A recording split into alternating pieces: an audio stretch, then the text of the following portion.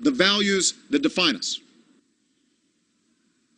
So just as I will take this case to Congress, I will also deliver this message to the world. While the UN investigation has some time to report on its findings, we will insist that an atrocity committed with chemical weapons is not simply investigated, it must be confronted. I don't expect every nation to agree with the decision we have made.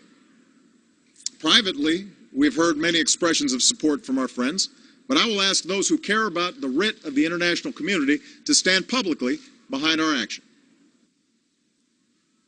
And finally, let me say this to the American people. I know well that we are weary of war.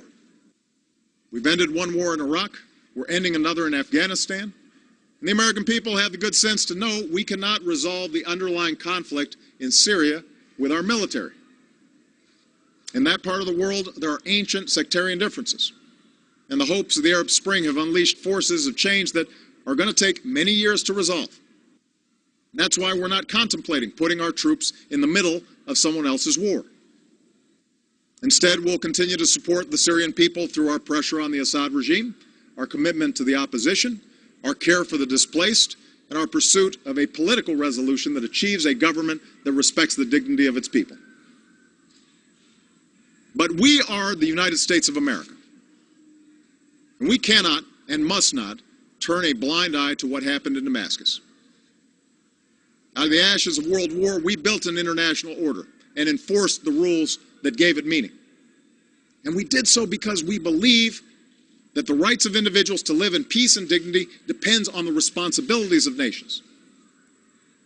We aren't perfect, but this nation, more than any other, has been willing to meet those responsibilities. So to all members of Congress of both parties, I ask you to take this vote for our national security. I am looking forward to the debate. In doing so, I ask you, members of Congress, to consider that some things are more important than partisan differences or the politics of the moment.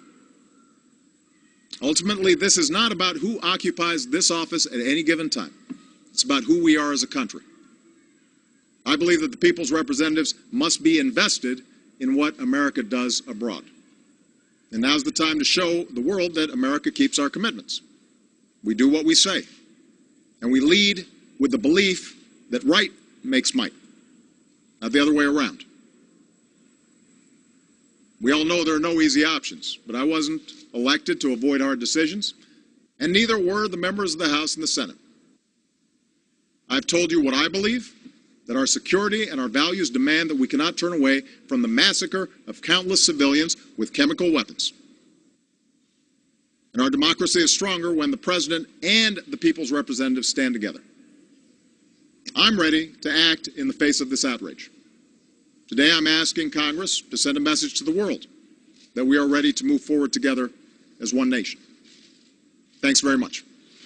Will you forgo a strike if Congress disapproves? President Barack Obama saying the U.S. should take military action against Syria, but also saying that he will seek authorization from the U.S. Congress. Talking to House and Senate leaders this morning, he says they agreed to hold a debate and then a vote when Congress gets back. Congress is not scheduled to be back until September 9th from the Labor Day